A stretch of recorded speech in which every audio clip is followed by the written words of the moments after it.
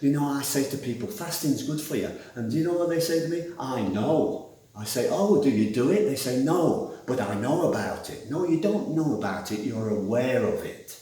Okay, know, the word I know about it comes from knowledge. And awareness is taken to knowledge by discipline. Discipline, doing it every day. You do it.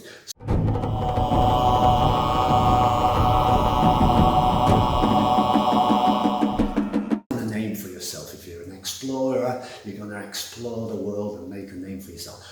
Summer's a good time. Now, what comes after summer is autumn. Now, this is at 40. And I look at the microcosm and I look out the window and I'll take a tree, for example. I see the leaves on the tree, on the edges, are going a little bit red.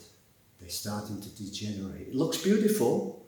To take a picture, you've got the green leaf with the red tinge on the outside, very beautiful.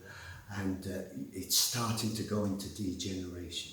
Now, in the macrocosm, you're probably 39, 40, just at the end of summer, and you start to say, oh dear, I've started getting a little bit of a pain in my shoulder. I wonder what that is. Oh, it's an old wound when I did the 12. They always say it comes back to bite you. But you're starting, your joints are 40 years old now, and hell, that's a good machine that can go for 40 years. But your joints have got a little bit loose. And in there is a little bit of air coming into the gap that they've made. We're talking very fine now, but this is when Stockocolli arthritis, that's the normal average arthritis that everybody gets with old age, can now get in there because it's a bacteria and it needs air to breathe. Whereas when you're in summer and you had tight joints, there was no air gap for it. So you get in a little twinge, but it's not too much. It's maybe in the morning a bit more, you can brush it off. But gradually, that's your leaves turning red on the side, right? It's just a little bit of pain. You've just gone into autumn degeneration. But by the time autumn is finished, which is 60, I look at the microcosm and I look outside at the end of autumn, and those leaves have turned totally brown and fell off the tree. Okay, so, and at 60, at the end of your autumn, those little pains that you had at 40 have increased slowly. Nature is good. It doesn't just as soon as you come into autumn say, here, take this, else you go, what? All this pain, right? So it gives it you slowly over your 20 years of autumn to 60. And you get used to it. You don't like it, but you get used to it. And at this time, it's usually halfway through autumn or at the end, you start looking up to the 80-year mark and you realise there's only 20 years left. And you look behind you and you've got 60. And you start thinking, wow, that time started to accelerate, and I'll tell you why. Time is mental, and I'll give you an example. When you're in pain, in very chronic pain, time goes slowly. When you're having fun, when you're involved in something, time goes quickly. We say time flies. So we know time is constant, really, but our mental has two ways to make it go fast or slow. Okay, and the other thing is time is fractional to your age. I'll explain that. When I was 10 years old, 1 year was 1/10 of my whole life, and it went slower. When I was 20, it was 1/20th, a fraction, which is more, there's more years in my life, so it tends to go slightly quicker. 30, 1/30th, 40, 40th, right up to 60. I'm now 60 at the end. I'm 70 something. I'm right into my winter, but I mean, as an example, I'm 60 at the end of my autumn, and time's flying. I'm saying to my friends, oh, there's 6 months to a year, isn't there, these days? And they're my age, and they're saying, yeah, I thought Christmas has come round again. I thought it would happen 6 months ago. And so at this time you realise that time is speeding up, and you realise if you contemplate it that from 40 to 60, where did that time go? And then you look at the time in front, the next 20 years, and it's going to accelerate even more. So it's fractional. Time is fractional to the age you are. So At this time, really it should be halfway through autumn, if you're wise, or really at the beginning of autumn. You have to, metaphorically speaking, make yourself a warm coat, a garment to cover your whole body, metaphorically speaking, preparing for winter. And what I mean, I'm using the metaphor as this warm garment, and I call it lotions, potions, diets and notions. In other words, you've got to look after your body. If you know you're going into winter, and there's no coming back from this winter. There's not another season later. It's not like the microcosm where after winter, spring comes again. In the life's spring, summer, autumn, winter, in the life seasons, there's no end. You don't come out of winter. So you want to have a long winter. We all don't want to pass over too quickly. So look after your body. That's the metaphor. You're going to make a garment that's going to keep you warm through winter. And it's from lotions, potions, diets and notions. Let me explain. Lotions, creams, balms, salves. Rub them in your body, rub them in your joints. They do help. They're not a miraculous cure. Nothing's going to be cured, but they will relieve pain if you constantly do it every day. Make a protocol of looking after yourself through salves and balms, lotions, potions, okay, tinctures. I myself make tinctures from stinging nettles, comfrey leaves. These are the potions. Even making yourself very healthy smoothies. I don't mean unhealthy smoothies, I mean very healthy smoothies. Potions are what you drink. Okay, so I'm talking about looking after your body. Lotions, potions, diets. Now, a diet, straight away you think, oh, that means I have to cut my food down. No, you have to change your eating habits. Get rid of the sugar, get rid of the trans fats, all the bad chemicals in the food. I don't know if you've noticed it, but it looks like somebody's trying to kill us with, if you read what's in everything from tuna to even the stuff that says organic, they're putting lots of chemicals in our food. Try and eat healthy. Try and source your food directly from the farmers, not the big farmers who work for Aldi and they have to spray everything with pesticide. They won't sell to you anyway, but there are local farmers who can give you fresh vegetables, eggs. Try and source this thing, even grass-fed meat, not grain-fed meat.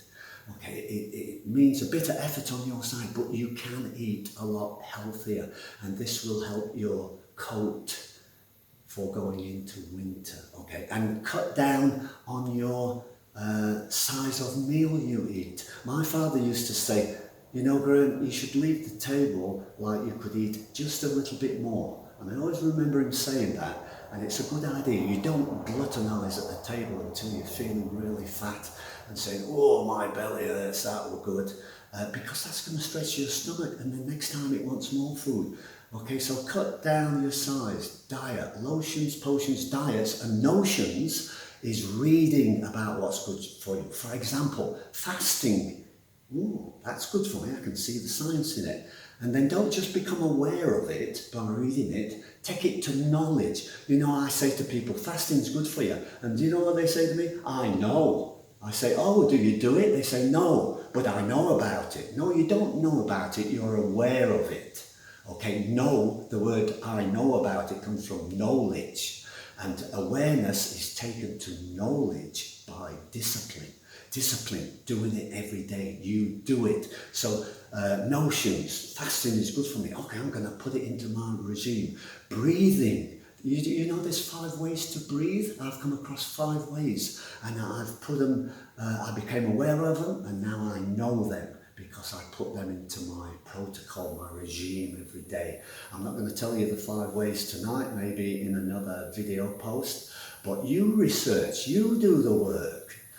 Don't just listen to me telling you all the time. Just go and research, knowing how to breathe, fasting, and the best, not the best one of all, they're all as important to each other. Exercise, probably because you're looking at my post, you do martial arts, so you know how good exercise is for you.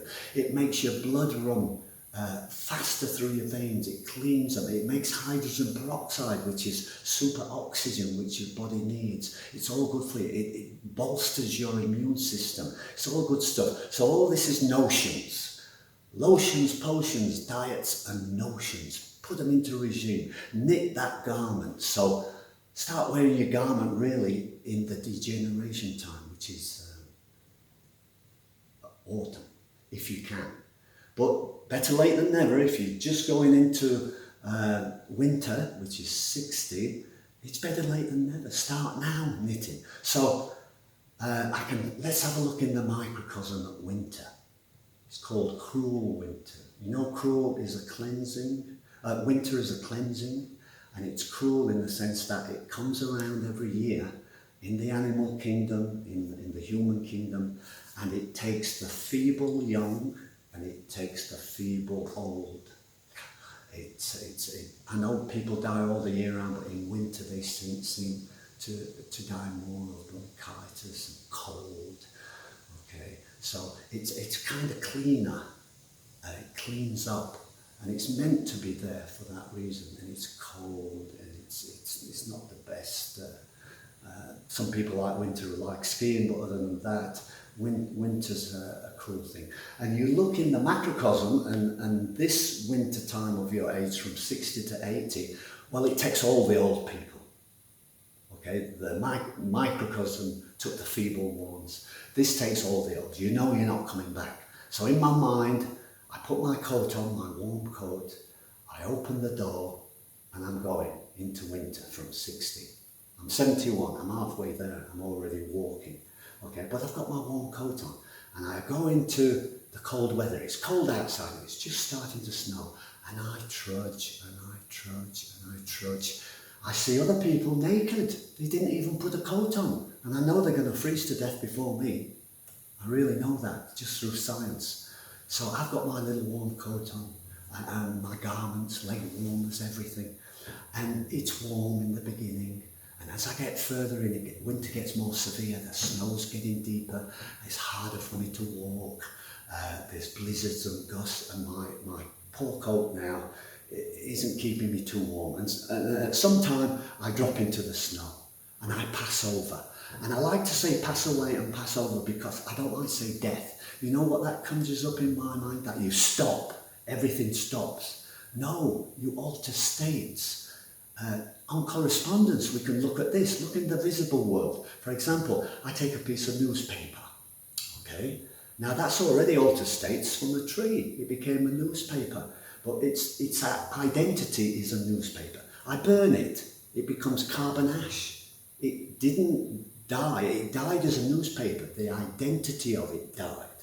When I drop in the snow, Graham Ravey, my identity dies, but my body. I can look at the visible world, the microcosm. My body just turns into soup eventually, goes into the ground, the flowers, the trees suck it up, the bugs eat it, the birds eat the bugs, and my body is recycled, reincarnated, if you push the boundaries a little bit. So on that, maybe I can even think the spirit, if as above, so below as above. Make up your own mind about that. But I know it's not going to stop. So I like to say pass over.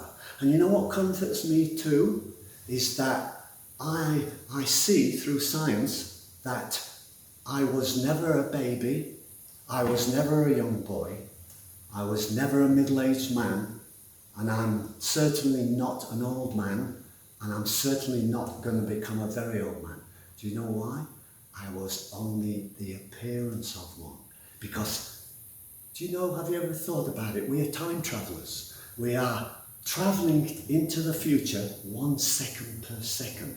So if you can imagine me being born and I'm walking through my life 1 second per second, my cells, my body's, as you know, is regenerating every day, making new cells, making a new Graham Ravey. And if you could see me, you'd see all my dead cells shedding off 1 second per second as I walk through life. So I can say through science that I was never a baby. I was the appearance of a baby because I was moving forward. I became the appearance of a 10-year-old, the appearance of a 20-year-old, the appearance of a middle-aged man, the appearance of an old man, and the appearance of a very old man, till I passed over and disappeared. Do you see that word, appear? I am the appearance of things because I'm moving through, and then I disappear. This sits well with me, so I don't fear the Passover. Not like some people who never think about it and really worry about when they die. But get your coat, get that warm coat. Start thinking of your body, at least when you're 40, 50. It's never too late, even if you're 60, even if you're 70, just get a bit healthy. You'll put a little bit on, and it will extend you a bit further, and maybe you can make the 80, 85, who knows. Of course, in life there's chance and fate. You might get knocked over by a bus tomorrow after doing all this, but hey, that's the beauty of this matrix, isn't it? This thing that we're time travelling through. Remember, we're not here, we're just passing through.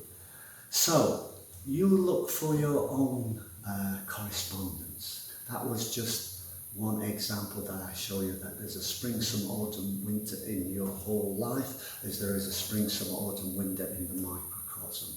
Okay, I googled the other day just to see what they say about correspondence, and they give a very visible example. Sometimes there are visible examples of both, not just the one you have to think about, the macrocosm.